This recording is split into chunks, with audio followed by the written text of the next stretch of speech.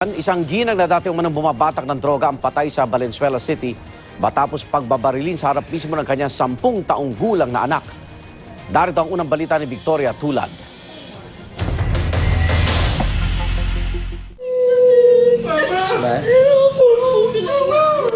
Labis-labis ang hinagpis ng pamilyang ito sa pagkamatay ng kanilang ina na si Marisa Adona, 48 taong gulang.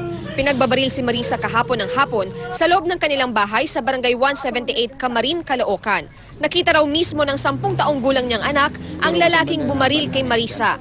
Matangkad daw ito at malaki ang pangangatawan. Pero nakamaskara kaya hindi niya nakita ang mukha. Nagsilbing lookout naman daw ang isa pang lalaki. Pagkatingin ko na lang po, biglang bumaksak si mama. Tas, Ilang putok narinig mo? isa muna po, tas pagkatapos po isang putok, pinalabas ako, tas po nagsunod-sunod na. Ang panganay na anak ni Marisa napasugod sa bahay nang malaman ang sinapit ng ina. Pinaral pa nila pa po yung bata, hindi man lang nilang pinano yung bata. Hindi niyo po yung naiwan nila dito.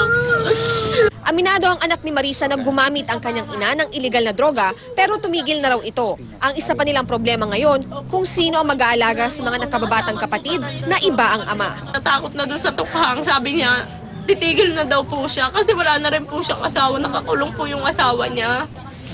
Okay. Lalo ngayon wala nang yung mga bata, nakakulong yung tatay nila. Yung nanay nila pinatay pa. Iniimbestigahan na raw ng pulisya ang krimen. Ito ang unang balita sa Caloocan City. Victoria Tulad, reporting.